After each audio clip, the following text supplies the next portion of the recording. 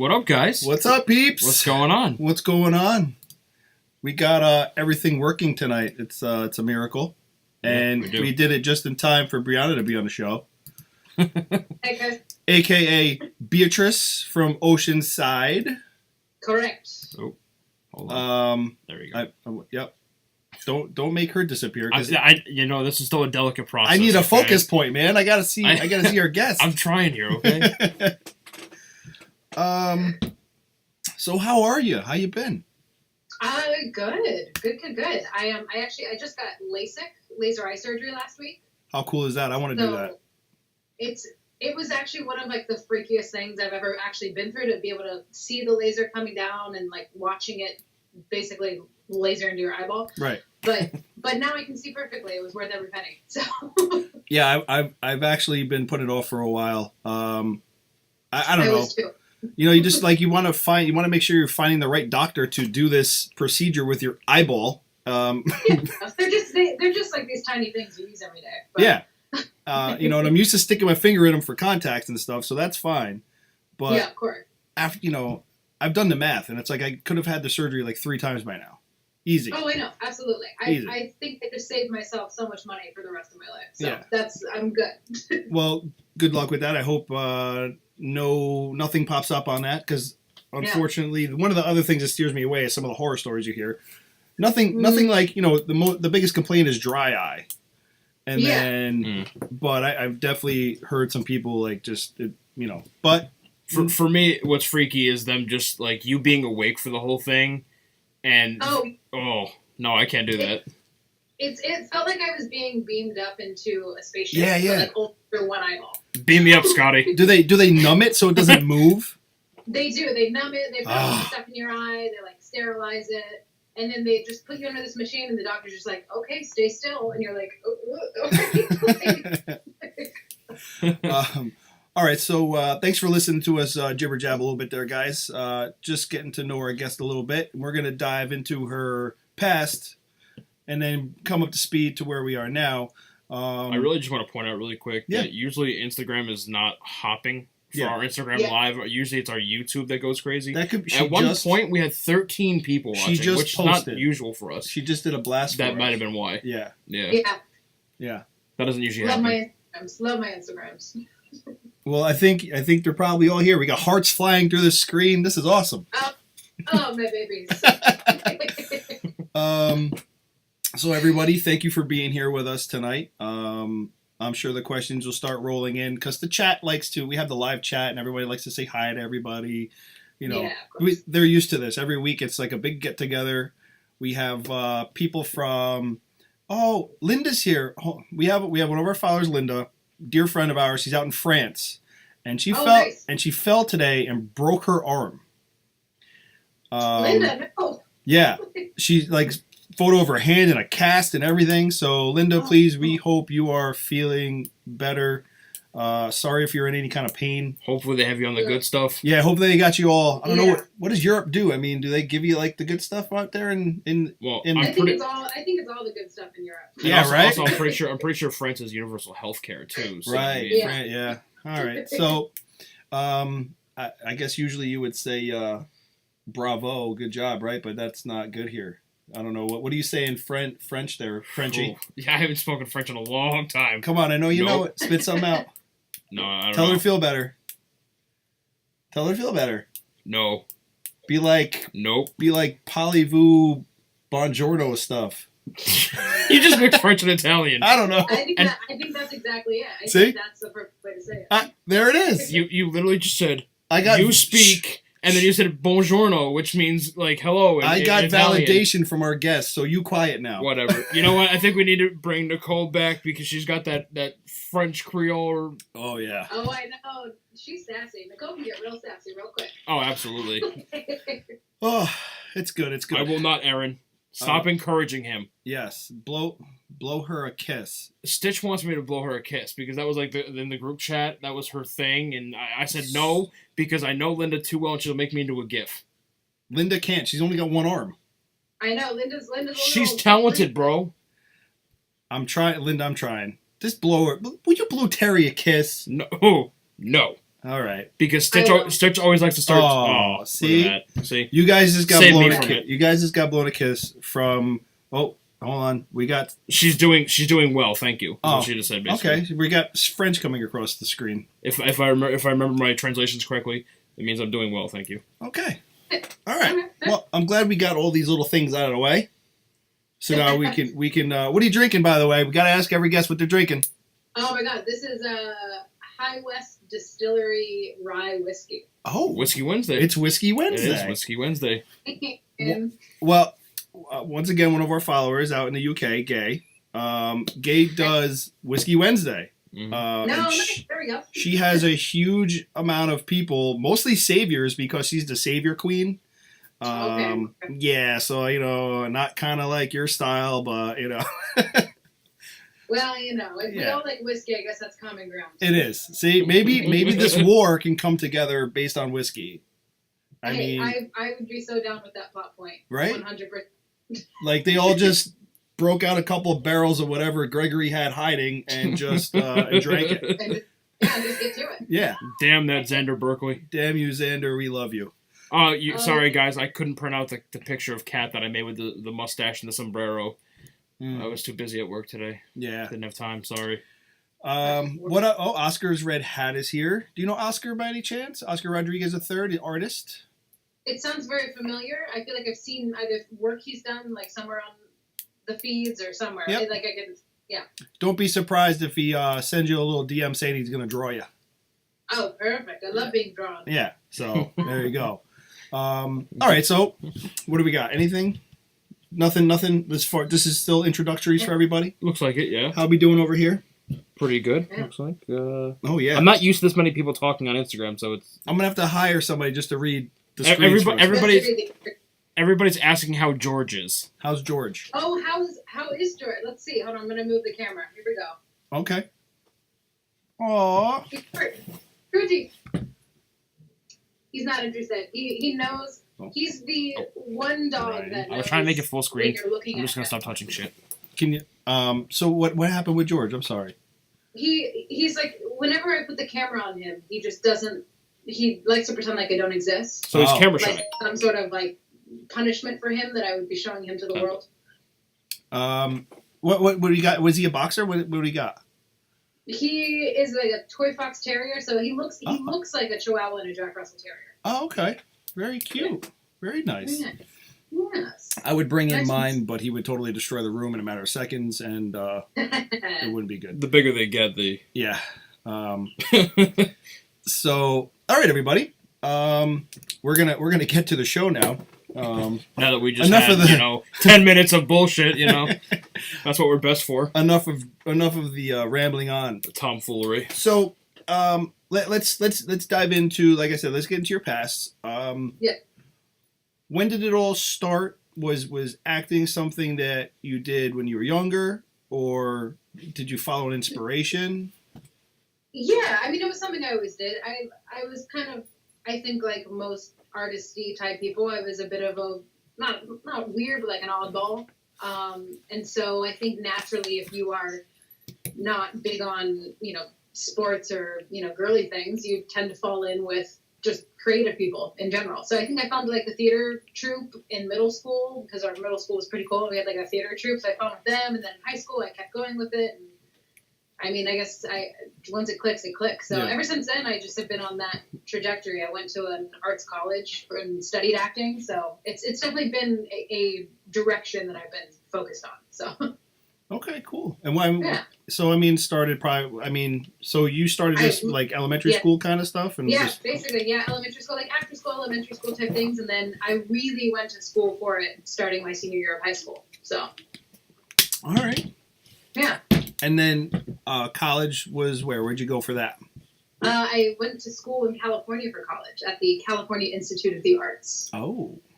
Yes. Very nice. Which in Valencia, California. And I'm not originally from California, so I moved there from North Carolina. And so I've been here now for the last 13 years or so. It's been a hot second. It's been a minute. It's been a minute. Yeah. In New York we say it's been a minute. It's been a minute. Been a minute. My parents are both New Yorkers, so. Oh, really? Whereabouts? Oh, yeah. Yeah, they both grew up. My mom's from Long Island. Oh. They met in the city, so they're all over the place. Oh, okay. We are located probably about 2.5 hours up from LI. We're in the Hudson Valley area. Yep. Oh, nice. Okay, I love it up there. I just shot a movie this past year in Kingston. Oh wow, that's in our backyard. We don't even go to Kingston. Yeah, seriously though. That's like the one part of the backyard you never walk because like the dog landmines. That's where the dog poops. The dog poops in Kingston, so you don't go there. You guys, I've got to say though, I mean, I could see by like maybe it wouldn't be the greatest place, but it's real cute these days. You should give it a shot. There's some really good places. I mean, I'm just thankful that my tattoo artist moved from the city of Kingston to Saugerties because it's going from like this really dilapidated area is a good word for it. Listen, the city. It's like the city of anywhere. They're trying. Yeah, they are. They're better than Newburgh. I'll say that. Okay, I had some of the best tacos in my life in Kingston, actually, and I live in California, which is like the home of Mexican. But Kingston, they're working with something. They'll get there. They're okay. We'll give them where. So the movie. Can you talk about it or no? Yeah, no, it was a movie with Maisie Williams and Asa Butterfield. It's kind of like a young, I guess they call it a young adult film, but it's all full of adults. We're all practically grown people. And I play a police officer with Ken Jeong from, all of the, what the fuck are they called? The ones in Las Vegas when they go, all the three guys. Oh, oh my God. Dude, help me out here. I'm running questions. What's up? The movie with the three guys, they go to Vegas. Why don't I remember this? The Wolfpack, Galifianakis. Hangover? Hangover. The Hangover. There you go. Holy shit. Yes. I'm like, how do I not remember things like that? So he actually plays my my partner in crime is my cop buddy. So okay. It's fun. It's like a comedy / dramedy. It's all shot in the Kingston area, kind of in the Hudson Valley area, but it's awesome. It was a really fun experience, but it should be coming up this year at some point. So we'll see. That's really cool to know. So that way, when I watch it, I could be like, "This was shot in Kingston. This is awesome." Literally, yeah. I mean, you'll be able to see it. We actually use the real life PD Kingston logo. On uniforms, and anytime we went outside in public, they had to cover us with jackets because people could mistake us for real cops. Right.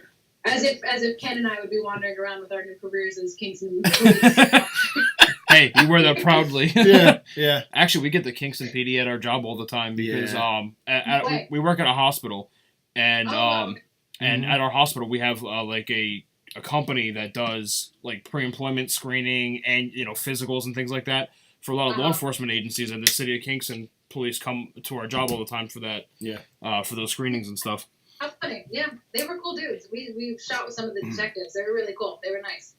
Did you happen to meet a Lieutenant Bonds? Maybe. I have a picture. We ended up in the newspaper, so I have a picture with some of the detectives. I'll have to look and see if I can find out. He's the only guy I know up there because he runs the academy. So yeah. Oh, cool. Nice. But yeah. So that's cool. So that's coming out later this year then? Yeah, I think sometime probably like early summer, I would think. You want to name drop it? Oh, yes, it's called Departures. Departures. All right. Yeah. Oh, look, Gay, listen, this is what I love about some of Gay already knew the name of the movie. Like she already knows about it. And she's in the UK. You know what I mean? That's like awesome. Yeah. She's like, "Is this Departures with Macy?" Yeah, no, Maisie and Asa are both English, so Maisie Williams from Game of Thrones. Yeah. Yeah. Arya. Yeah. Yep, Arya. Arya, yeah. Nope.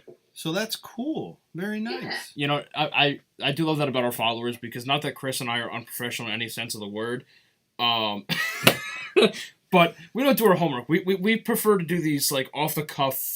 On the fly. I will go and dive into like your IMDb real quick. I'll scan it like 5 minutes and go from there. And then be like, I'll go back to like some of the Walking Dead episodes or whatever. Like honestly, right before this kicked off, I knew you were in Agents of S.H.I.E.L.D.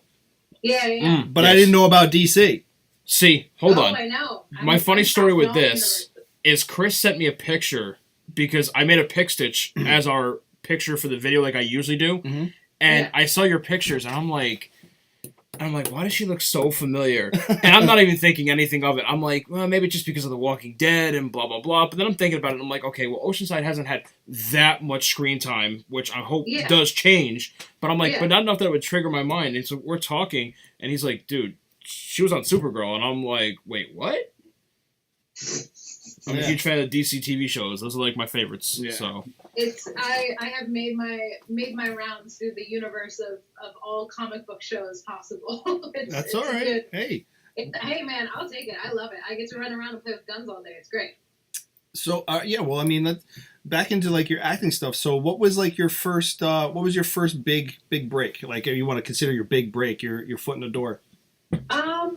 I think the first thing that I was on that I was just like, oh shit, I'm on the show. I was on Nashville probably 3 or 4 years ago now. I think it was. And back then, that's when like Nashville was like the hot ticket. Like it was like the first or second. It was the second season is when I started, but it was like the end of the second season, and it was like the new show to be on, and everyone was all like hyped about it, and it shot in the city. And so when I got that job, I was like, this is fucking cool. And yeah, like we shot in Nashville, and I feel like that was kind of the first show that like put me on the map of like, oh, she can actually do stuff. I mean, before that, I was on House. That was my first job that I ever got. Right. With like a great first job. But I think, you know, I mean, you see so many people on TV these days. You're like, oh yeah, no. Right. Yeah. I think Nashville was like the one that kind of like kicked it off for me. Awesome. And then, all right, so as far as we got some questions rolling in, so let me get to some viewer questions. Okay. Yeah. Okay. All right. So I believe we have someone who, right? We have duplicate questions. Right? Like Gay and Steph asked very similar questions. All right. So I have two questions, two different people, very similar. Steph wants to know, how did it feel to act on both Marvel and DC? And then Gay says, working on both Marvel and DC TV shows, what are any differences did you find in how they are produced? Ooh, and how they're produced. That's a good question. I think the cool thing about working on any sort of superhero type show is that universally there is a very similar thread where I think everyone taps into the idea of like, this is a totally different reality. We're all committing to circumstances that are not real. So when you're working there on set, like you're just sort of, everyone just kind of goes all in, which is really fun. Like it could be the most absurd scenario where like a giant blue man is coming down from the sky and you have to shoot him with a rocket launcher, but then you're also chained to a wall and you're just like, none of this is real, but it's so much fun. And any show you're on, people just, we all just like fully commit to it, and it's the best time. So I think that's the one thing that's very similar about it, is that no matter what they throw at you, all the actors are just so game to play and come up with the weirdest shit and get themselves out of the crazy situations. I think in terms of the difference between DC and Marvel, I mean, DC, man, they have so many shows on CW that they're just like taking over right now. Yeah. But they're all great, and I think what's really cool about DC is that they're kind of finding their voice at the CW in terms of that comedy and sort of stringing in like the human relationships and the funny part of it, which I think Marvel has been able to do for years, where they really I like the looks you guys give each other. Ryan likes to push my technological limit. He likes to push my technological limit by hooking up 1,000 things to my Mac. No, see, we'll talk. He and I will talk about this after the show. There's a very specific reason why I had my phone connected to his Mac.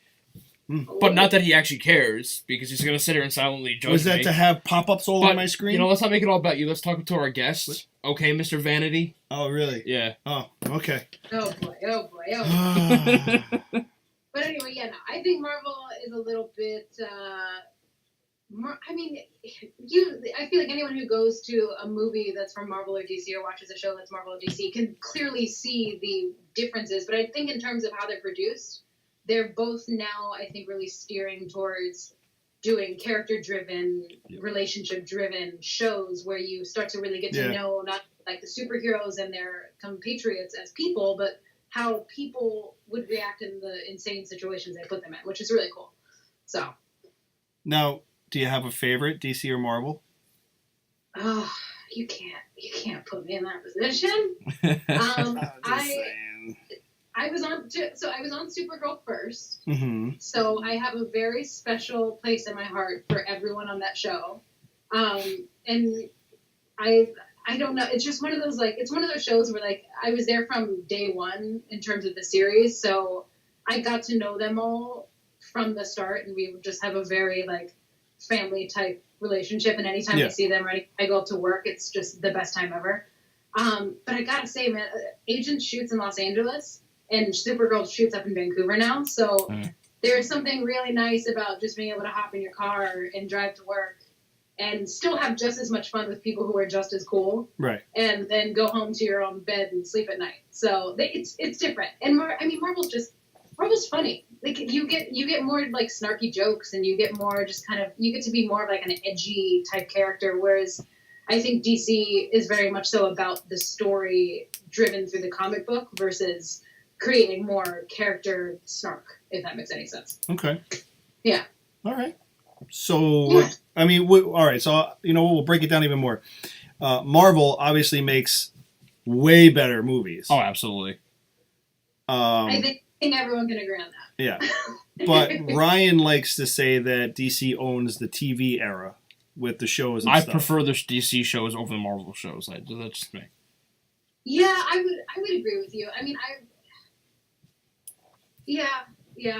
I'm trying to think. I was thinking about all the ones because Netflix just released a slew of Marvel shows that I'm trying to catch up on. And what I like about it is that the production quality is insane on them. Really good for a show. So they are visually stunning to watch. But I think in terms of what drives a TV show, I think DC has definitely cornered that aspect of it. Where you really do tune in every week because you want to see what's happening to the people versus you want to see how cool it looks.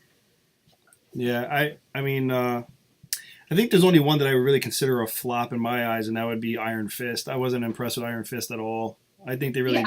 Yeah, I watched the pilot, and after that I was just sort of I gotta do some other stuff. Yeah, yeah. I haven't given it a fair shot, but I've heard from a lot of people who watched it that it's not that it wasn't bad, but it's just it wasn't what they expected from Marvel in that realm. Yeah, they wanted a little bit more. Yeah, 'cause they did such a great job with oh my God, Luke Cage and stuff. Oh, Luke Cage was so badass. And I heard they canceled Luke Cage, which really upsets me. They're not doing a second season. Isn't that though because they brought them all together already? Yeah, I thought they brought them all in one show together now. Yeah. But from what I heard though, Daredevil's getting a season 3. What? Well, Jessica Jones was supposed to have. That's the rumor I heard was Daredevil was getting season 3, Jessica Jones getting season 2, Finally, and Punisher got his season. Huh. So I don't know. Interesting. Yeah. I feel like there's an algorithm that's smarter than all of us that makes these decisions. Fair enough. I don't know. There's people that make millions that sit around a boardroom and make those decisions, Yeah, exactly. Not us lowly peasants. They're the ones. What does that say?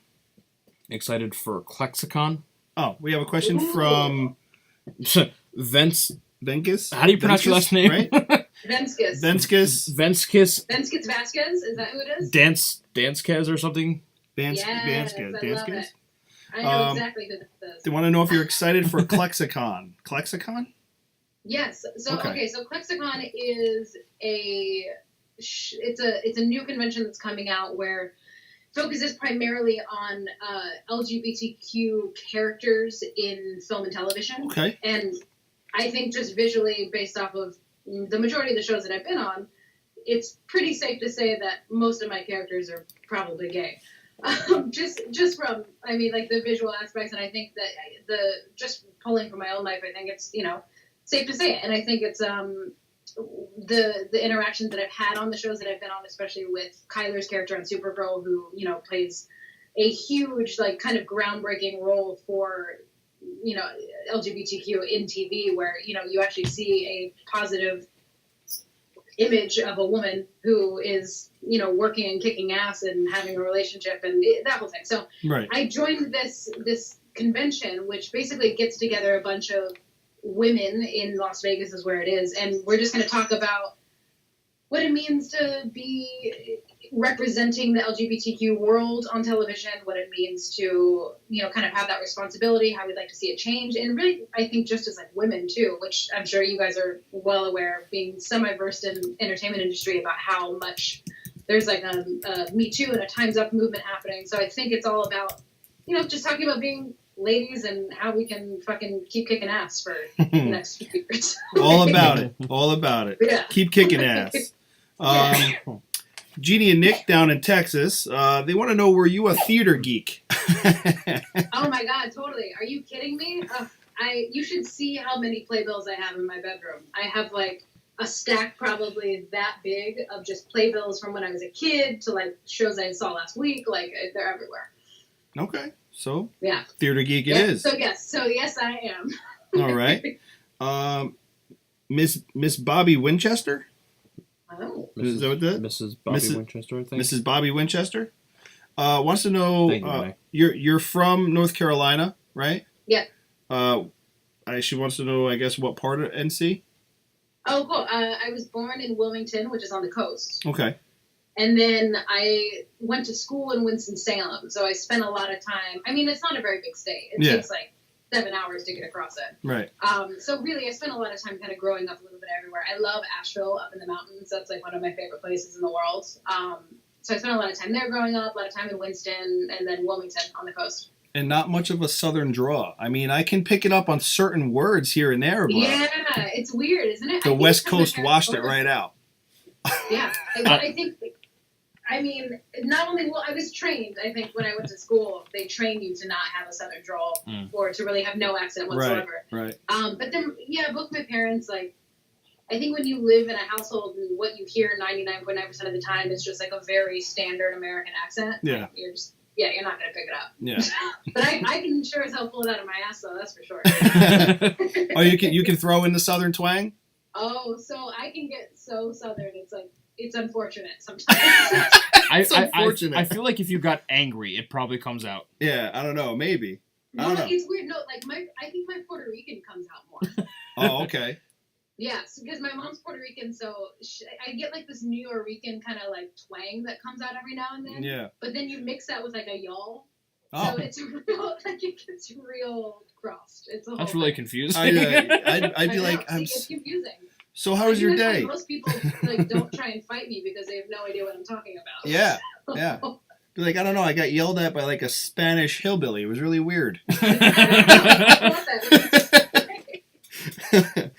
That's actually quite funny. Well, yeah, because Nicole said she always gets pegged for the Spanish like girls too. Whenever she goes to audition, she always has to play up the she did a sample. Oh my for us god, too. she killed it too. So it was funny. So funny.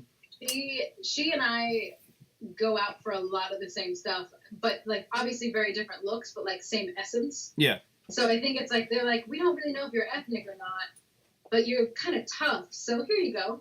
Yeah. Yeah.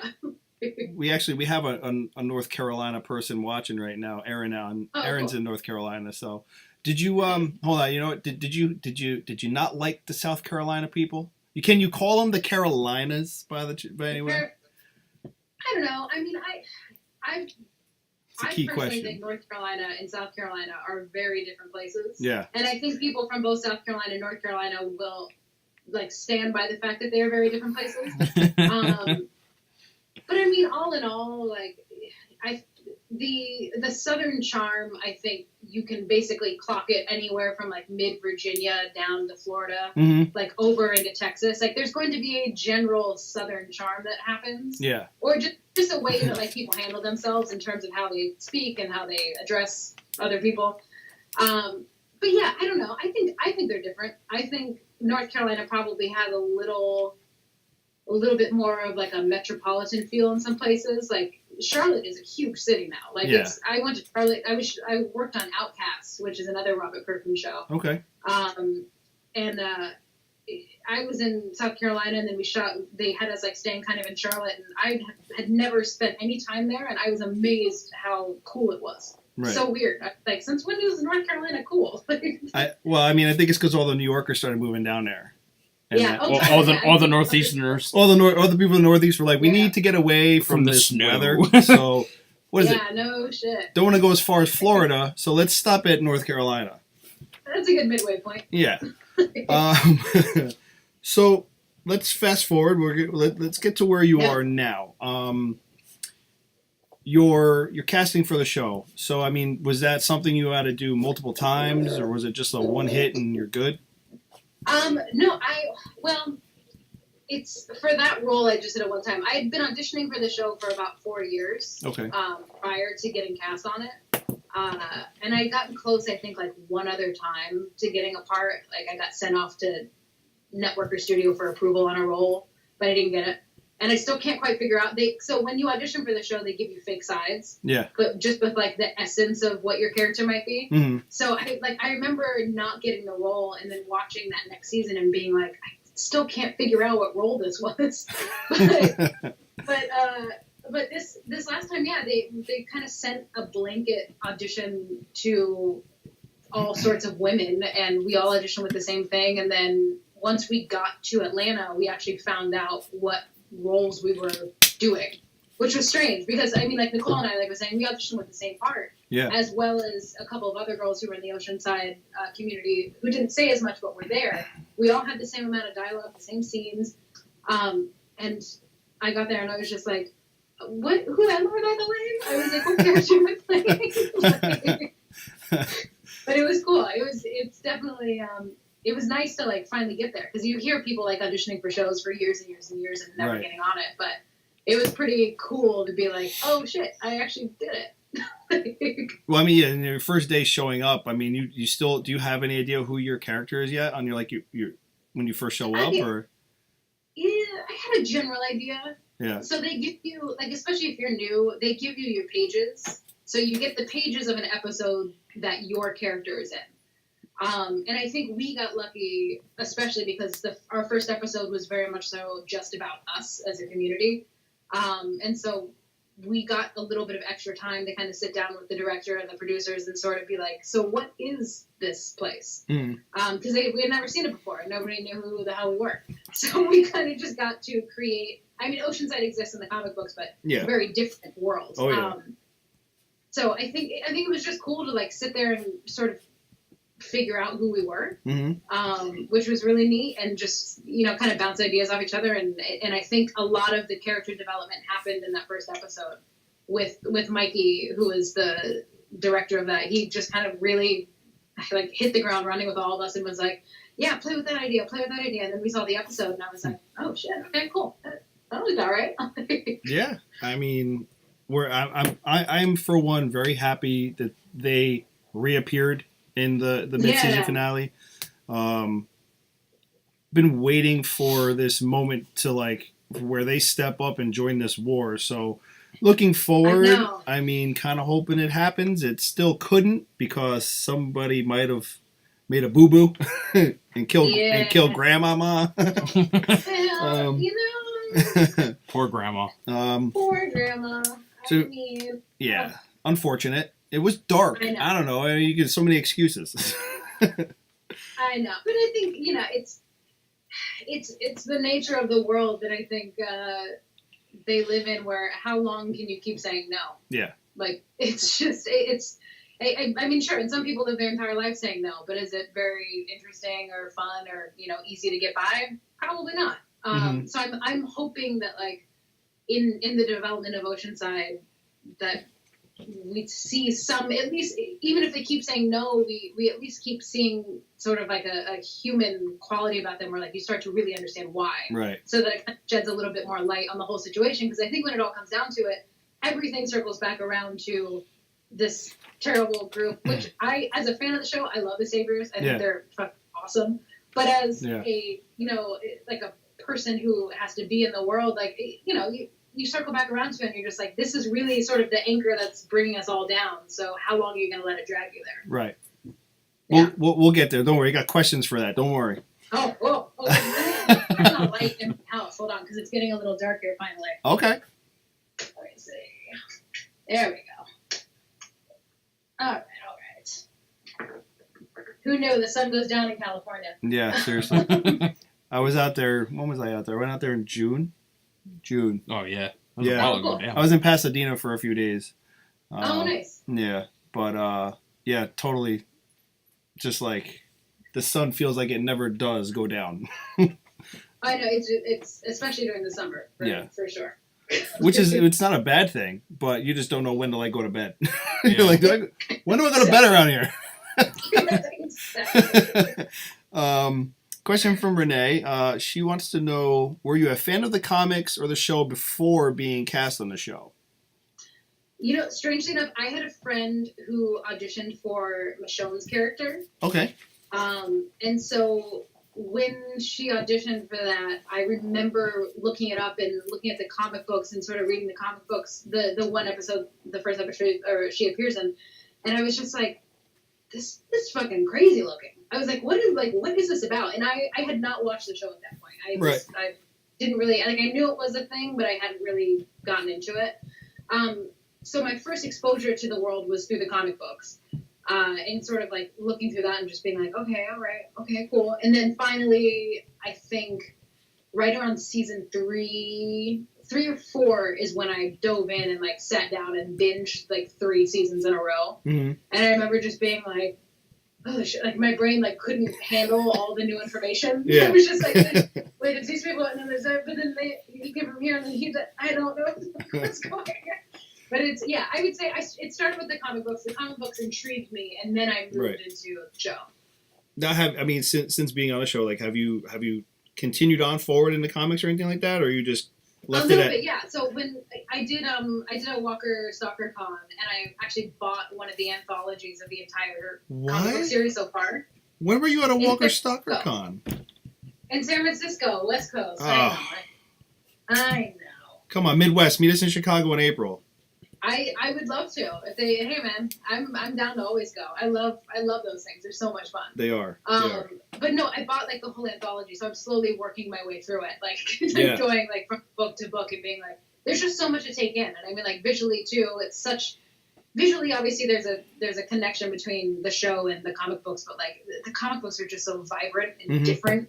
It's neat to see how someone looked at that comic book and went like, let's make this weird, dark, grungy world out of it. Because I feel like the comic books really do like live their own life in terms of where they're going. And I mean, with unfortunately Carl being bit recently, it's taking a very different turn. So. Yeah, it is. You know what? Let's talk about that while we're on it. Yeah. I mean, what is your vision of where you think that they're going with that now that Carl won't be there anymore? What's your take on that as far as who, do you think maybe Judith steps up to the plate and now we see things through Judith's eyes and she becomes Carl as like the lone survivor? I don't know. Honestly, the show itself, I think, throws so many curveballs that it's hard to pinpoint who is going to be, if they would like to continue with that type of storytelling. It's hard to say who it'll be, who they pin that point of view on. But I think what is really interesting about the choice to have Carl go away is that I think especially for Rick's character and for eventually Michonne's character, kind of the drive of their whole world was to create a new place for their offspring, for the people who were coming up after them. And so I think it's a cool question to ask of like, what do you do when the thing you were fighting for isn't there to fight for anymore? What's worth living? So, and I think, I really hope that that's kind of where the series goes, where I think there will be like a lot of vengeance, obviously. Like, you're just they're going to want to fucking like tear up some shit for a long time. Right. I would hope, because you get angry. But then I think it poses a really interesting question of like, you start to reflect back at all the shit you've done and you realize like it was all for naught because you focused it all on just making sure one person was okay. So I think you can kind of open up a whole new world of what it means to realize that and where it puts Rick in terms of his in terms of Judith, in terms of the new baby they just collected. Was that Gracie? Yeah. Yeah, no, sorry. So I think, there's a whole bunch of, I think, really interesting paths that you can go down where they may not be the most conventional path, but I do think they'll pose just as interesting questions. Yeah. Yeah, I mean, that's kind of like where we're at right now. I'm a fan of what they've done. I know that there was a big uproar with that whole everything taking place. But we're on the same page, like thinking that if they pretty much make Judith the new Carl in the show, I think it's great. I'm a fan of it. I'm a big fan of it. Actually, I think it'd be great. Well, I think it's also really cool to follow the life of someone who grew up in this apocalyptic world. Like, at least for Carl, he had some memory of what it was like before. Like, even you don't remember much as a kid, but you still have this sense of warmth and this sense of security versus what is it like to be an offspring of something like this. Right. And I think that it's a totally different thing that we haven't seen yet. So I think it could be cool if that's the direction they decide to go. Like, that's kind of badass. Yeah. We get into all the conspiracy stuff and, whatever, but we don't want to bore you with that. You could go for days and days and days. Oh, my God. What if this and then what if... it's a whole thing. So here's a hypothetical from Stitch. Stitch is, her name's Terry. She wants to know, are we going to see more of the Oceanside? I would hope so. It'd be rude if they just killed Granny and then didn't bring us back. Right? Yeah, that would be kind of rude. And Oceanside, peace out, you guys are rude. Like, oh shit, we got to kill that old lady and then that's it. We killed Grandma. Screw the rest of you. Yeah. So, yeah, exactly. I'm writing this theory that because Carl had essentially saved Siddiq, who in the comic is from Oceanside. So I'm hoping that somewhere along the lines, after they get over the whole Carl dying thing or whatever, that the groups come together somehow or another. That Siddiq is like their ambassador. And the Siddiq is actually the ambassador for getting Oceanside. I would love that. See, I've been waiting from like the first script that I got. I've been waiting to figure out who the connector is. Yeah. Because there has to be someone. Like, in the way that the world works, it's just with Morgan's character. Morgan brings in sort of the original, like the first season of it, and connects it to here and connects it to there has to be someone in the entire population that we're focusing on in this season. There has to be a person that is like, holy shit, like, Mom, it's you. And you're like, oh my God, my kid. Right. There needs to be, and at least in my like perfect world, that's how it would work. Like, we would suddenly realize that maybe Oceanside has this other sector of people that they thought they lost, but they're still out there. Yeah. And they get reconnected. But that's my pipe dream. Like, that's like the optimist in me thinking, oh my God, they're out there somewhere and you'll be happy again. I'm down for it. I would love to see Siddiq be that guy who just bring them, hey, listen, they saved me, they brought me in, they gave me a second chance. Yeah. Like a redemption story. Almost. I know what happened with Grandma is really effed up. Accidents happen. I don't know, something. Because obviously Oceanside could be pissed. They're pissed. Yeah. So. Yeah, you can't just as annoying as it was for me as like a fan to watch Nathania be like, we're never joining you. Yeah. Like, come on, lady, like, get your shit together. But it's, as the character, it's like, that's still Granny. Like, you still gotta love Granny. And for a real brief moment, you guys and the Alexandrians had to really come together for a brief moment, to take out that horde. And well, part of me like is hoping that that's some sort of foreshadowing in terms of like, maybe one day it'll come to that where like we had a teaser of like, hey, look, like, we did all right together. Yeah, like, exactly. I think we'll be okay. But then again, it's that stubbornness. You can't, when a group of people have set their minds on doing something a certain way, it's really hard to change even one, let alone 50 of them. Yeah. So. And look, from a guy's point of view, what could not be more attractive than a group of women in the Z-Pac, armed and dangerous, surviving on their own, badass as hell. Yeah. Like, no shit. No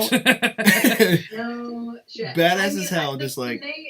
When we shot that scene of them coming in, and it was like Norman and they like come running in, he has like his bow pointed at my face, and like part of me, I went to the director, Michael, who shot that episode, and I was like, shouldn't we be like a little sort of like intrigued that like these men just kind of showed up and like we haven't seen a man in a while, probably, right? Like, shouldn't just be like maybe like an underlying like Like, I'm like, they're all pretty cute. Yeah, I mean, be like all like, oh my stars. I can't even do like a southern drawl.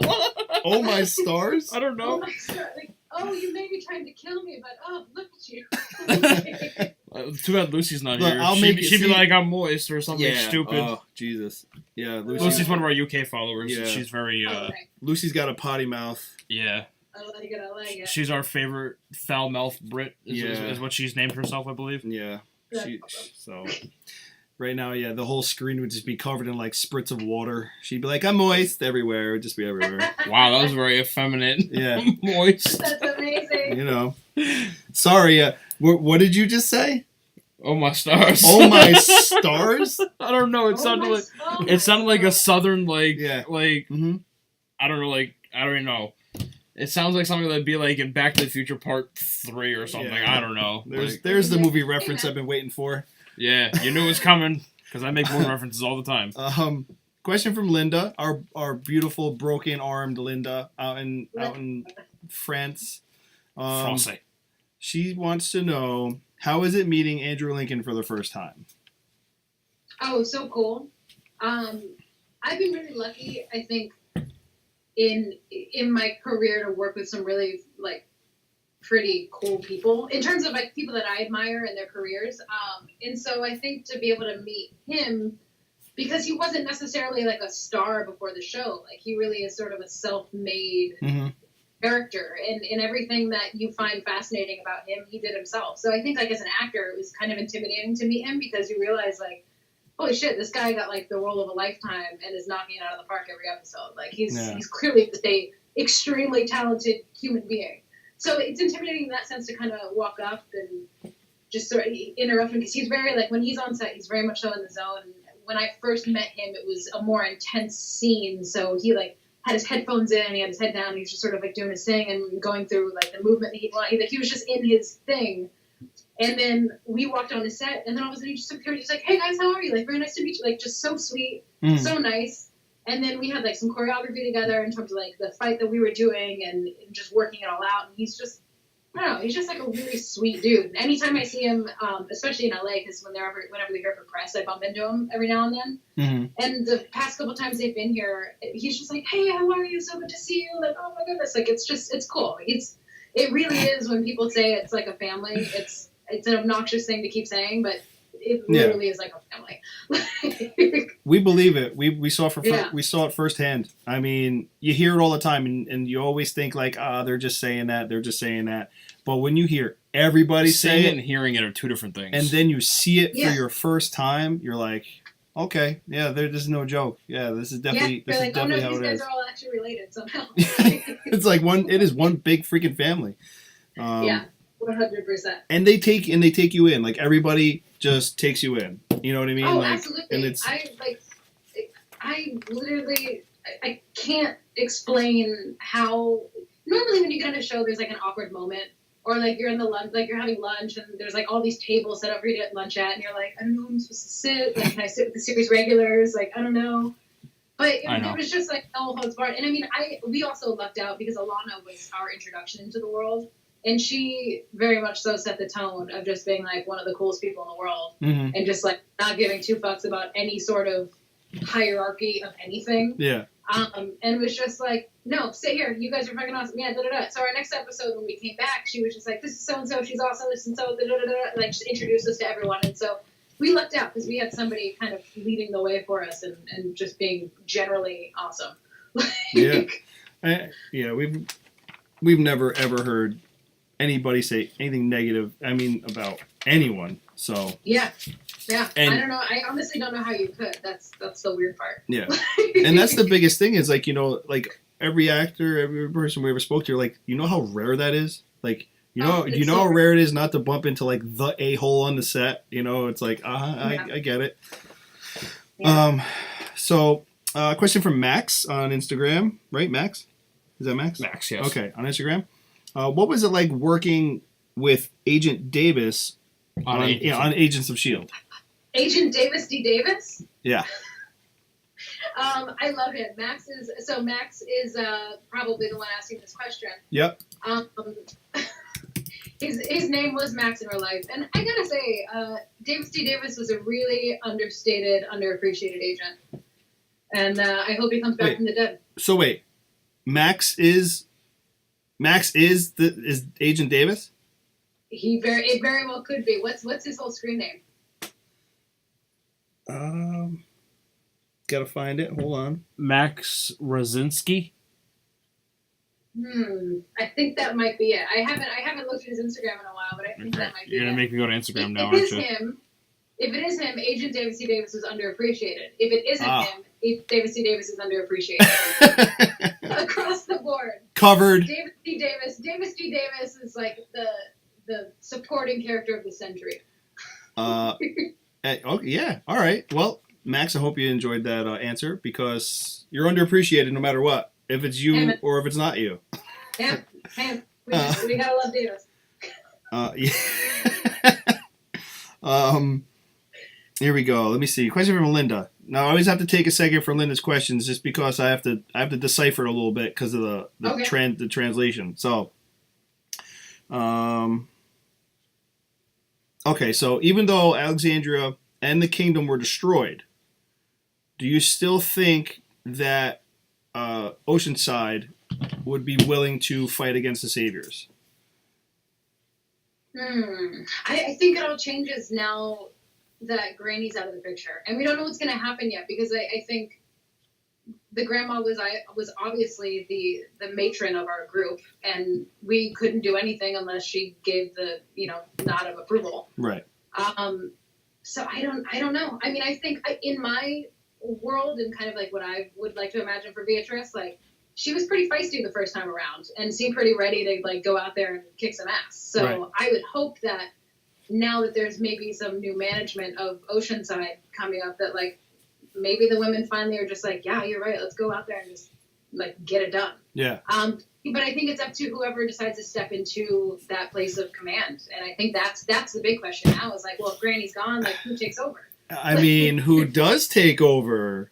Yeah, I mean, it's you gonna either go like, is it someone who's like kind of a hard ass, like either me or Kathy, or is it do we go by family? So then is it kind of like the monarchy where you like inherit the throne of right. Like how does it go? Like which way does it play? And I think that's going to be the thing that I think determines where Oceanside ends up. Right. Is who ends up stepping into the place and kind of taking the reins and saying like, all right, ladies, over here. and do you see your character as being that type of person that could do that? I think she totally could. I would like to think that, like, I think just in my general life, I think I'm more of a workhorse, and I could be a leader, but I also just enjoy kind of being given a mission and, like, going off and doing it.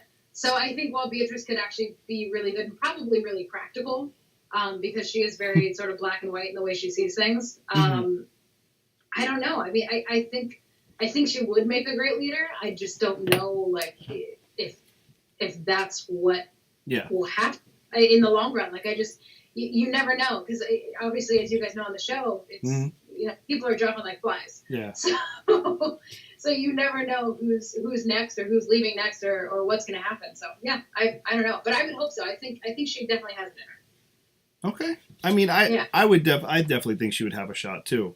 Question from Renee on Instagram. She says, we need, I guess, meaning the Walking Dead family as far as a fan, saying we need a relationship between Tara and Beatrice. Thank you. So, I don't know how that there's would happen. that. I feel like there's not much room for romance in the midst of a war. You know? But maybe the time jump, you know what I mean? That we all think. Could be, yeah, it could. We could somewhere happen in that time jump. I don't know. I love Alana, and I think she and I hit it off real well. There. Working together. Yeah. Sorry, he's having a senior moment. No, I like it. I like senior moments. In a minute. They're good. I bet that feels good on your hands. His hands are like, how do I explain them? Giant puffy. I'm sorry. No, what did you say the one day at work? You call them rolls of cottonelle? Yeah. I was like, it's like a roll of cottonelle touching your head, you know, like or whatever. Like when he punches me, it's like just a pillow exploding with feathers. That's awesome. It's like being punched with a fluffy marshmallow. Sorry. No. He's got these cute little mitten hands. They're so cute and mitten-like. I like it. Yeah. I like them. He's adorable. No, but back to what the question was. Yes, I would love to. I think it's about time that like Tara's character actually had happiness that lasts a little bit longer than, you know, a quick relationship and then she gets shot in the heart with her in the eye or wherever she gets shot. Like it's just like, you know, I think it's I don't know. I think it's time. It's time for her to be happy. Damn it. I think so. Like because a lot of people are trying to ship Jesus and Aaron. And Aaron, yeah. So it's like, but guys, you gotta give time though. His boyfriend literally just yeah. And wait, there's a group of people that want to kill you. So right, I mean, I think we gotta shift priorities to kind of be like, let's see who makes it out, and then maybe pick your mate from who makes it out alive. I mean, if you really think about it though, Rick and Michonne had sex in a building that was surrounded by zombies. What else are you gonna do? After they fell through a roof. Well, what else are you gonna do? You're surrounded. You wait them out. I feel like when all is lost, you might as well just get down. You gotta wait them out. I guess I'm wrong. What would you do, Pookie? You got a hot woman with you, nowhere to go. You're gonna just sit there and draw in the sand, trying to figure out how to get out. They were in a building. There was no sand. You know what I mean? And talk about our feelings, you guys. Yeah. That's what we'll do. Yeah. We're gonna sing Kumbaya around a. I don't care what he tries to portray. Chris doesn't deal with emotions well. I do too. What do you mean? I'm very emotional. I'm emotionally building up a punch to your face as soon as the show's over. Sorry, I'm allergic to bullshit. What's his name? Her, Briana D91. Okay, Brenna. I thought it might. So who knows with some of these names? I don't know. Yeah, you don't know. So Brenna D91 on Instagram. Do you think you will attend a Walker Stalker again? I hope so. I would love to. The thing about Walker Stalkers is that they have to invite you. Yeah. You can't just like show up and be like, I'm signing autographs today. Like it's not how it works. I mean, you could. No one would be pissed. I would float you I'd float you like $20. Actually, I think you're onto something. Maybe I'll just start showing up to them and just like giving away my like, yeah, it'll be great. What didn't somebody show up at one disguised and like probably. Just hung out? Oh no, wait, no. It was Johnny Depp. I read hung out at Pirates of the Caribbean dressed as Jack Sparrow all day. Oh yeah, yeah. And they thought it was an actor. Yeah. So just dress up as like a cosplay as Beatrice and just be like. I would love shit like that. Hold on, I'm gonna move to my phone's dying, so I'm gonna move to my battery supply now. We're plugging in. It's plugging in. We're getting plugged in. We won't keep you too much longer. I promise. Oh no, you're fine. Let me see. Now I'm gonna stand. Here we go. Let's see. You're getting like the full apartment tour. I like it. Okay, so while we have a moment here, Stitch is gonna fucking come to New York and kill me. Just blow her a kiss, bro. Oh. And what the hell's your dog's names? I don't even know what your dog's names are. No, not her. No, Terry's. Oh, Terry's dog's name? Yeah. Oh, I don't know. She got like 8 dogs. Oh, Teddy and Sophie. Oh, okay. I don't know why I'm giving her dogs a shout out, but I mean. There you go. Okay. All right. So wait, you're gonna stand now? Oh yeah, I like to stand. I'm a big stander. You're a true trooper. I like it. Another question from Venskus Danskis? Yeah, Venskus Danskis. Okay. How many hats do you even own? What kind of hats are we talking? Well, like hats like these, I own probably like 30. Okay. And then like actual like wide brim hats, like fedora style hats, I own about like 4 of those. And then I have like a plethora of beanies that I just pop on all the time. Okay. All right. So I've always been a hat person since I was a kid. I've never not liked hats. So that's all right. So is the hairstyle short for the show, or is that just something you always rocked? No, I only cut my hair like 4 years ago. Oh, okay. Yeah, so I was out in LA and like trying to get jobs, and it's, you know, a pretty girl with long hair is like a dime a dozen in Los Angeles. Right. I was like, I got to do something that like kind of relates more to what I bring to the table. And so I thought like, well, okay, I'm kind of a hard ass. I'm a little bit tough. So like, why not just cut my hair off and go like full Terminator or something, and just really give into the look of like that military badass type girl. And as soon as I did, I started booking jobs, and not just military jobs, but like I booked Nashville right after that. I got all these other things, and I was like, oh, I guess this did match my personality. Well, I don't know if you got to see the photos that we used for your cover art for the show. Oh no, not yet. But I choose two. I mean, I loved them. There's one where you have like this like, hey, come here look, and you're wearing like this white, I don't know, deep V-neck. I think it's like a sweater. I think I know exactly which one you're talking about. Yeah. And then there's another one where you're like doing a little kissy face in front of a zombie behind you. Oh yeah. So we pick stitched them together just so people could see you like actress and then actress in the show kind of thing. Yeah, totally. But yeah, you rock the short hair. I love it. It's nice. I mean, it's so easy too. Like, I totally get why people have short hair. I mean, like, men like normally just have no short hair, but like, it's so nice to just wake up and be like, okay, cool, that's what it looks like. Do the finger brush and we're good. Yeah, exactly. Like, I threw away my brush when I cut my hair. I was like, I'm not doing this anymore. Yeah, it's all right. No, hey, I mean, it's not. From my personal opinion, I mean, you got to have the right face and just like the right attitude to pull off short hair. Yeah, so. I think so too. I think it's definitely like it matched who I am, which I left out because I didn't have to have any sort of like adapting phase. I just sort of cut my hair and I was like, oh yeah, that makes sense. Yeah. I mean, Elizabeth pulls it off really well too. Elizabeth she looks great, and she can she's pulling off like the cool streaks on the side of her head, like super shaved down, like she looks so badass.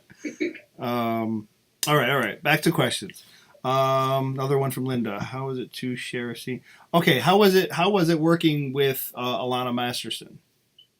Oh, so great. She's such a fun, like, just giving actor. Like in terms of, I feel like acting wise, you worry about showing up and having to do, especially that first scene. Like I had like a relatively emotional scene that I had to do with her, and you worry about, are they gonna be like giving? Are they gonna kind of be there for you? Is it gonna be a good environment? And she was just so game. And that whole like fight sequence we did, where we're like rolling on the ground and punching each other, like we did that entire thing ourselves, and like woke up the next day and had tons of bruises, and then like went out and got some food. It was awesome. So like she's just great. Like I said before, we could not have lucked out with a better introduction to the show. Very cool. Yeah, that was really cool. To have to have that bottle episode with Tara and Heath and stuff like that, and then the introduction with you guys we were waiting for it forever. They couldn't have done it any other way. I feel like. Absolutely. It had to be a bottle episode in terms of like you can't just introduce this whole new group of people with everyone else. Like there had to be a doorway into it, and I think she was the perfect one. So. And where's Heath? Where the hell's Heath? Where is Heath? Where's Heath? I liked Heath as a character. I think we're just gonna see Heath as a zombie. We're just gonna there's just gonna be a random episode that he's just gonna. I don't know, or they'll do a Morales thing. At the end of the episode, she found the little key card with the keys on it. What was that? Where did he go? What's the card? What is the P's or the 9s or the 6s? Whatever people like. There's so many conspiracies with that damn card. Nobody knows. Nobody knows. All right. Another one from Linda. It says, Oceanside is isolated and at peace. Do you think it's possible to survive without friends, without allies, without men? Well, I think in practical terms, we do have enough kids where I think even though there'd be like a generation gap, like we would still be able to procreate if we decided to stay that secluded. But I do think we would obviously dwindle down in the long run if we just die off. Right. So no, do I think it's practical to stay isolated like that? Probably not.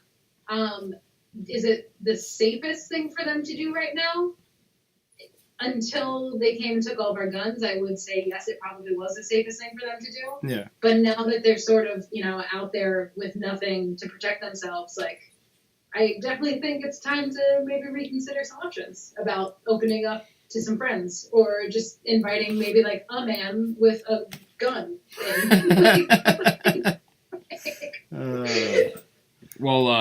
We seem to have a theory, thank you to Stitch, or Terry, that Heath is actually being kept captive in Oceanside, being used for his... Oh, boy.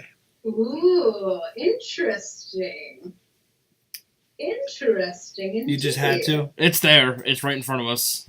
I mean, that would be kind of like, that'd be a good plot twist. If we just like opened the door to a cabin one day and Heath was just there, like strapped down to a bed. You ever watch Futurama? With like the pharmacy stockpile of Viagra this night. You ever watch Futurama? They went to the Amazon planet and they were like, "You snoo now," and they're like, "No more snoo."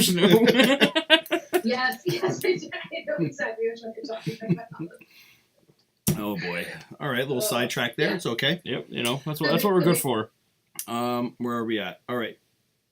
Stitch wants to know: do you think that there will be a war of the offspring? What? War of the offspring of the infected? A war for the offspring of the infected. Which, I mean, I think that's going along the lines of the theory that the children that are born after, or that are conceived and born after the outbreak are immune to the infection. Oh. That's another one of those, that's like a... I would hope the war would be over by then. I mean, if you got the cure and you know what the cure finally is, why keep fighting if you want to preserve yourselves? That's just me. I don't know. Yeah, I don't know. It's, I guess there's always something to fight about, though. I feel like even if we are, the show could literally go long enough to then circle back around to being, remotely fully populated and, just back to normal life. Like, that's, it's one of those shows where it could just go in a full circle and come right back around to the beginning and everyone's fine again. If they chose to go that way. Right. Well, I mean... But I don't know. Yeah. I think there will always be drama. There'll always be somebody getting in the way of something. These are just very, heightened circumstances. Sure. So. Yeah, it's all everything's variables, you know what I mean? So, if you look at where the comic book is now with the introduction of the New World Order and stuff like that and everything like that, where they have a compound of, 50,000 people... Yeah. So it's there's definitely a thrivalization still. I know. That's the other thing too, is you forget watching the show because we're so invested in this group of people that we've been brought up with through the world, but they're literally in a 700-mile radius. Mm-hmm. They haven't gotten that far. If they made it from Atlanta to Oceanside, in the Virginia area, it's really not that much space. Yeah. And the fact that they've encountered so much already in just that amount of space, who knows what the fuck is out there? It's true. There is literally a whole other world. My favorite fan theory that I heard is that they're eventually going to get to some sort of port and be able to get out of the United States to then find that it was only the United States that was infected. Really? That's my favorite fan theory. I enjoy that idea that maybe it's just this particular continent and everywhere else is just kind of watching it a Hunger Games-y sort of way. Oh, that's pretty wild. Yeah, because think about it. All the other countries are probably just we're just waiting for them to die off and then we're going to take it back. and then we just move back in. So, and I don't know. I don't know if what was his name. The doctor from the CDC, he did say that other countries were also working on a cure. So I don't know if he was lying to them or... Oh, yeah. I don't know. Yeah, I don't know. I loved that episode, though. Damn, that was so much fun. CDC was a good one, right? Yeah. The fact, to watch them sit down and, have this, stock supply dinner at the CDC, that was such a cool, I love that. The first season, to me, it's, one of those iconic seasons of television where you've just never quite seen something like that before. Yeah. And to see those relationships build, I was just I loved it. We got a little Beatrice speculation question here. So, Linda wants to know, what do you think you guys are going to do with Aaron and Enid?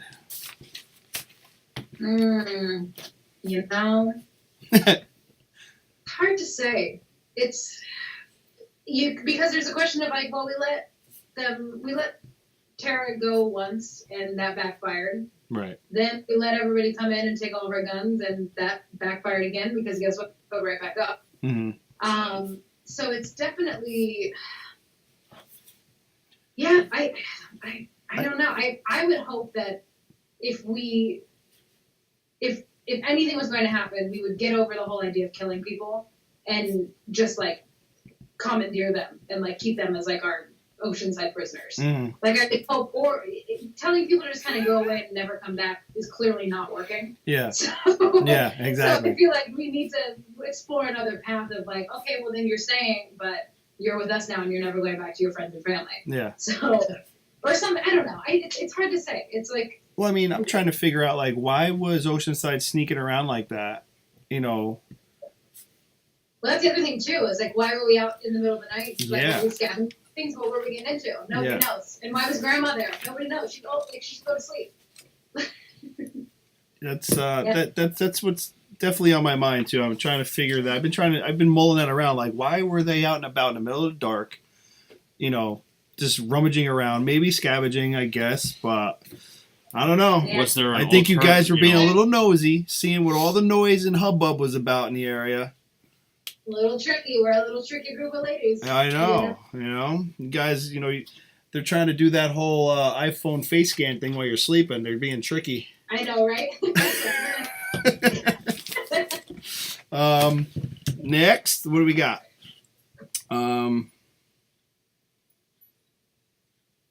Okay, what was your reaction to Angela Kang being named the new showrunner?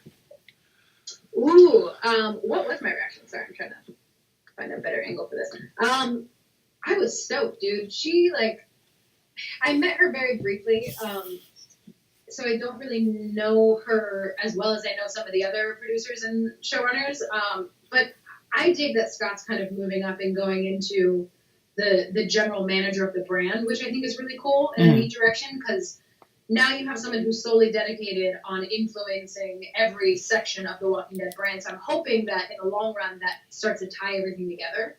Mm-hmm. So where I think a lot of people are worried that the show is drifting away from this, drifting away from that, like maybe having like a superior content supervisor will kind of quail some of the issues of like, but this is happening here and that's happening there. How could that happen? Like there's clearly going to be a master plan now, which I really like. And I think it's cool. I think kind of with you touching back about like how maybe Judith is going to be the new eyes of like the youth of the show. Like I think it's fun to get a perspective of a female now from here forward. And I think she's been on the show for so long and has clearly had like such an impact on the show in a way that it's come together that I'm excited for her to take the reins and just see what kind of things she comes up with and where she wants to take it, because she clearly knows how to work with everybody and she's part of the family. So I hope now she gets a little bit more like a step up in terms of like when she has an original idea for something, it gets to go, because she's like, well, guess what, I'm the showrunner. So it's my show now. Which is, I mean, so we'll see. I don't know. I'm excited for it though. I'm really like, I'm all for Lady Power.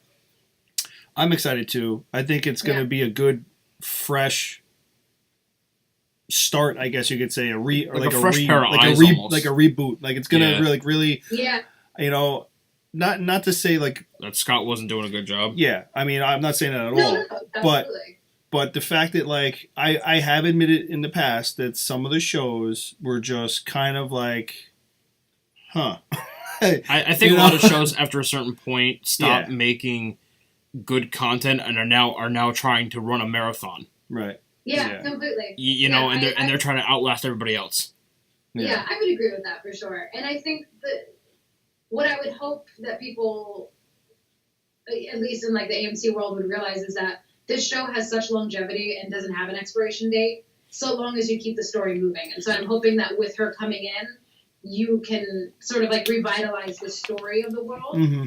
And like you're saying, there's talks about doing the time jump. There's talks about doing this. Like there's so much to play with now that she could technically, if she wanted to, have a totally clean slate and just kind of pick parts and elements of the old world that she wants to bring into this new thing she's managing over. So I don't know. I'm stoked to see what she does. Like we clearly have absolutely no idea what's going to happen, but like I'm excited to see what they come up with, especially with her at the helm of it. Yeah, absolutely. A few more questions for you. Brian Donovan wants to know, who is your favorite cast member on the show? Oh, that's a tricky question. I mean, Alana's like my OG girl, so I'm gonna do boys and girls. So okay. Alana's my favorite girl, just because she's my girl. I feel the same way. Don't worry. I'm exactly. Totally on board with that 100%. Yeah. And I really dig Ross. Ross and I hit it off a lot. Just kind of working together. Like, he and I have very similar senses of humor. And so the first episode we worked together, like, within 5 minutes, I felt like I had known him my entire life. Like, so I think he's just one of those guys who are sort of seamless. I mean, obviously, everyone's so fucking cool. Like, Austin's the coolest dude in the world and just, like, so, like, off the beaten path and fucking awesome. And Norman is Norman, and how could you not love Norman? And then you get, like, the new cast, like, Pollyanna is fucking so cool, and Cooper Andrews, like, you get so many good people. You literally can't choose one, but those are some of my favorites. If I had to, like, put a basket of people together, that would be my basket. It's okay. You can have a basket of favorites. Nothing wrong with it. I get a basket of favorites whenever I go to, like, Dunkin' and something like that. Can I get a basket of favorites? Yeah. Like this one and this one. Exactly. Question from Linda. If you could possibly revive someone from the dead, which character would you pick? Ooh. Getting the hard-hitting ones now. You know, God, I don't know. I really liked the governor. Ooh.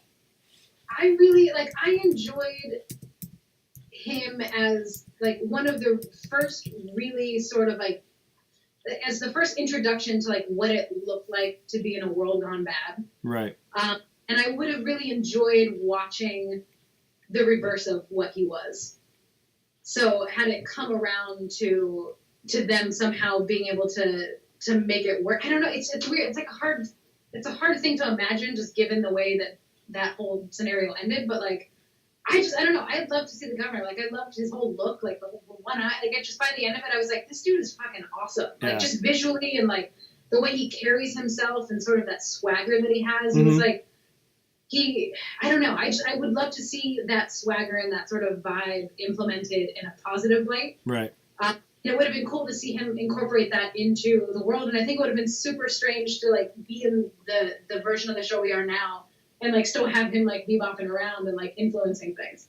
So that's my favorite. I dug him. I think as an actor, he's incredible too. So. Could you imagine if the governor and Negan existed in the same world right now with Rick? Exactly. Wow. Like, what would that look like? Yeah, that would be. Of course, there's, like, there's subtle, like, do you want to bring back, like, a mother, the sister? Like, there's all sorts of, like, subtle characters you could bring in, but I think in terms of, like, your, like, bang for your buck, he's my choice. Yeah. Yeah, that's a good one. That's a good one. I like it.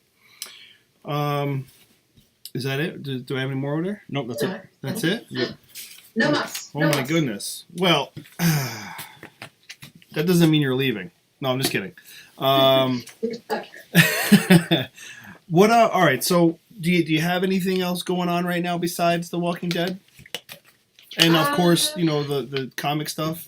Yeah, I'm bebopping around. I did another episode of Supergirl this past year, which already came out. And I'm here and there. Which episode was that? That was the one right. It was the Christmas episode. Okay, I'm gonna have to go back and watch. You're so cute. It was a real quick flip on the radar. I, like, literally came in and out. I'm not personally quite sure why I was there, but I loved seeing them and hanging out with them, so I was like, absolutely, I'll go. Was it in the DEO? Yes, yeah, in the DEO. And then they were, like, in a field too. Did you remember, like, it was kind of like an X-File-y looking field? Yeah. It was that episode with Rain. Well, where Rain comes in and, like, makes her presence known and, like, stamps the ground, and she's like, I'm Rain. Like, that's I'll have to watch that. I think I know what you're talking about. Yeah. And then, I'm hoping that I kind of show back up again on Agents. Agents, again, is one of those shows, too, where they've now started their season in space, so it's a question of, like, what happens? Like, are they in space forever? Or do they come back? And then, like, how do we figure that out? And then the movie coming out, and then, I'm hitting the pavement, just trying to get that next job, so hopefully something. Well, yeah, I mean, and I'm hoping to see you, obviously, back this mid-season coming up. So yeah, I hope so too. I'm so excited to see what happens after the way they left it. And I think it's going to be, and I think a lot of interviews that people have been doing, like I've read some that they put out where it's like the first half of the season and the second half of the season are like night and day. Like from here on out, it's fucking balls to the wall. Like we're ready to just rip into it and end this thing. So I hope that that's the vibe that keeps carrying through, and I hope that like we're a part of that in some like angry girl power way. So. Brian said you would be awesome in SWAT on the new show SWAT. Oh yes, I love SWAT. My friend Jay is in that. That show is so good. I'm such a sucker for procedural shows. Like anything with cops or like doctors, I'm like, oh yes. I could have seen it like 20 times, but I love it. I love the shows. Yeah, I'm gonna check it out because it's right up my alley too. Yeah. Before we let you go, one of our friend Oscar, who we talked about earlier, Okay. All right, so if you're around filming again this coming May, yeah, it would be Memorial Day weekend. So Oscar and another artist, Scott Spillman, he does all the art, for like the Walker Stalkers and stuff, like people's badges and everything. So Oscar and Scott are putting together this event down in Sonoya on Memorial Day weekend because they know that there'll be filming going on and stuff like that. So the tickets for this is primarily for the people listening right now too. So the tickets we're going to go on sale tomorrow. It's if you're interested in going, we can put you in contact with Oscar and Scott. So but even if you're just there, it's for like open invite. If you're like there, just stop on by and hang out. But tickets are on sale tomorrow. It's $75 for VIP. That includes dinner, 2 drinks, Oscar Rodriguez and Scott Spillman print. $50 is general admission for a cash bar and a Xander Berkeley art. Other people besides Xander that will be there right now are Seth Gilliam, Peter Zimmerman, Jason Warner Smith, and they're working on some more as well.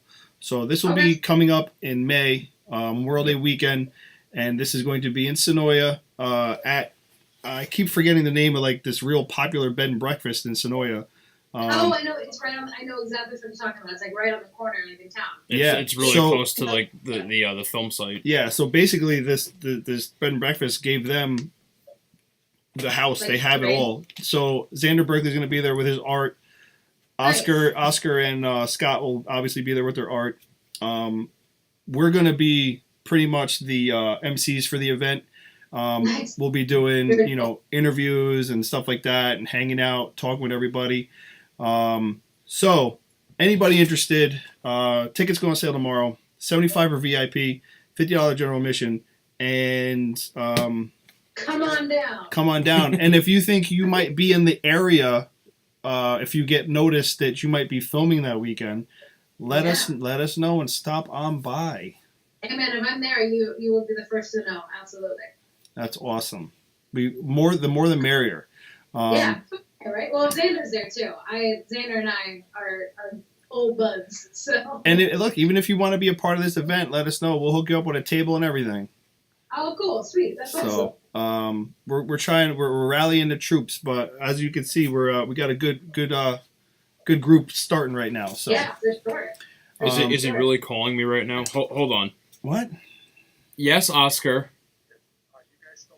Yes, I'm talking to you on the phone, right in the middle. The veranda. Oh, it's the veranda. Yes, the bread and veranda. The veranda inn. Yes. Perfect. Beautiful.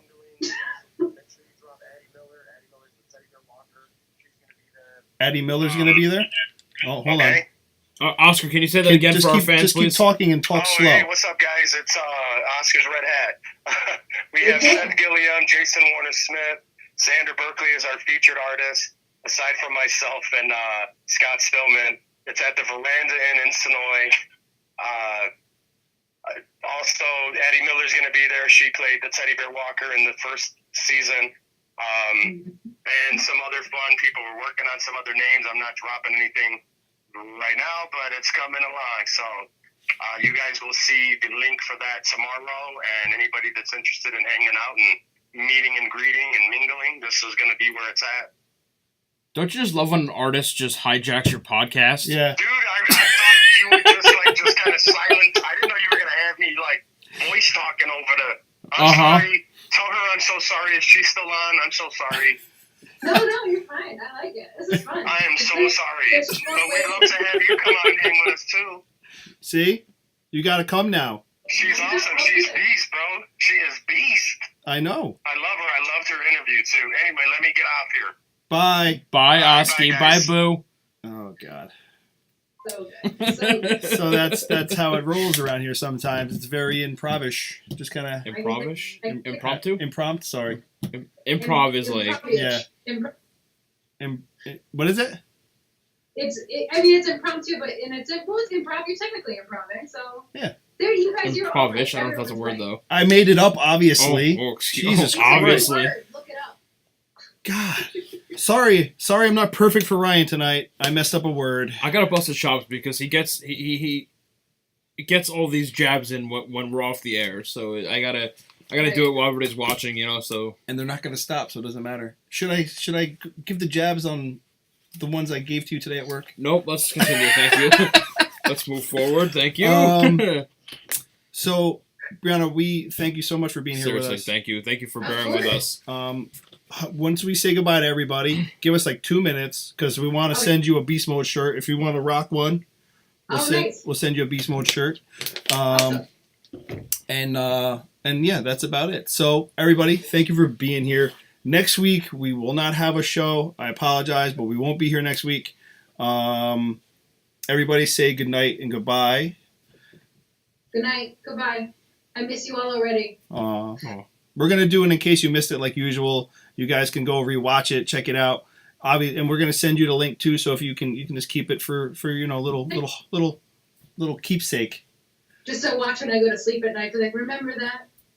Remember the good old days? Remember when I spent an hour? Remember when I wasted 2 hours of my life with those idiots? Oh my God, that was great. The unprofessional jackasses. Yeah. She's going to call Nicole and be like, why? What did you do to me? I'll call her right now and be like, listen, we're so sorry. We're so sorry. All right. Well, thank you so much, everybody. We'll touch base about when we'll be back. I believe we'll be back February 7th. We have a guest lined up for February 7th. Yes. So we will talk to you guys soon. Peace out, everybody. Stay Later. safe. Close this out. We'll end this. Boop. Boop. Boop. Okay, you boop. Oh, never mind.